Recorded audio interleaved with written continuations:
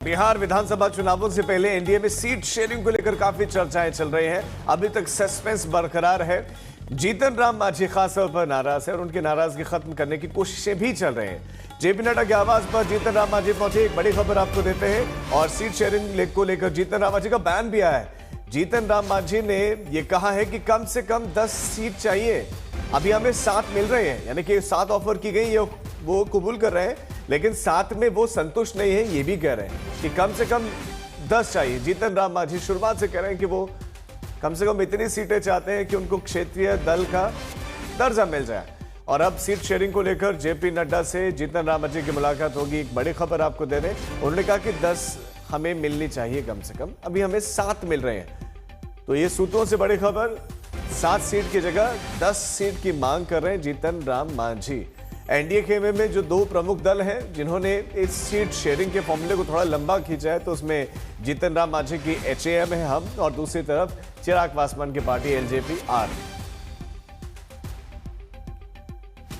आप सीधा आपको दिल्ली में लिए चलते हैं जहां पर ये बैठक चली। हमारे संवाददाता हिमांशु वहीं पर मौजूद है। हिमांशु, क्या कुछ चिंतन मंथन चल रहा है? 7-10 ये 10 सीटों में जीतन राम मान जाएंगे, लेकिन क्या 10 सीटें देने के लिए तैयार है एनडीए में? हिमांशु,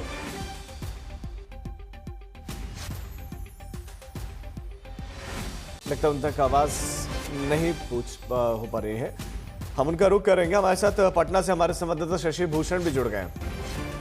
पटना में किस तरह की हलचल चल रही है शशि भूषण? यहाँ तो 7-10 की बातें सामने आ रही है कि 7 हमें मिल रहे हैं, हमें लेकिन चाहिए 10। लेकिन क्या एक मत हो पाएंगे ये दल?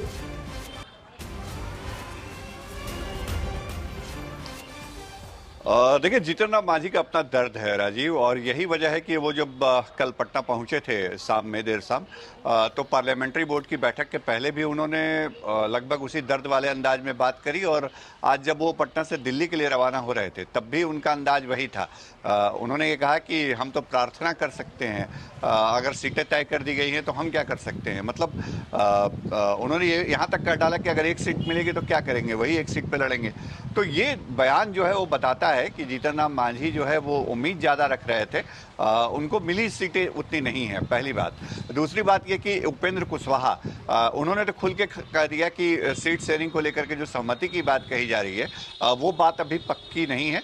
जो सीट शेयरिंग पर हमारी बात अभी बनी नहीं है। हालांकि उपेंद्र कुशवाहा से अभी मुलाकात नहीं हुई है बीजेपी के शीर्ष नेताओं की, लेकिन इस वक्त अगर जीतन राम मांझी की मुलाकात हो रही है तो ये माना जाना चाहिए कि शायद वहाँ या तो मांझी को तैयार कर लिया जाएगा सीट के फॉर्मूले पर, या फिर कुछ और भी अलग से कुछ चीजें मुहैया कराई जा सकती हैं गठबंधन में उनके जिम में।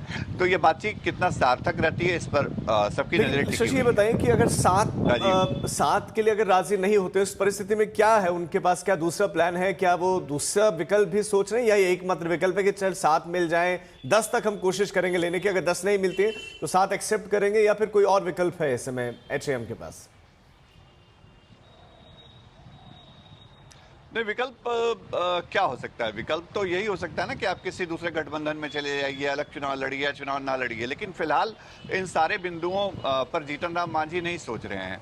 और जो हमारे सोर्सेज हैं हिंदुस्तानी अवाम मोर्चा के अंदर, वो बता रहे हैं कि जीतन राम मांझी ने जिस दिन ये पोस्ट किया था दिनकर की कविता के साथ कि मुझे दे दो मुझे 15 गाँव, तो वो एक मैसेज था कि मैं अपने हक के लिए बोल रहा हूँ, अधिकार के लिए बोल रहा हूँ, और इसलिए बोल रहा हूँ कि इसलिए डिमांड है। ठीक है शशि भूषण, आप बने रहे हमारे साथ। आप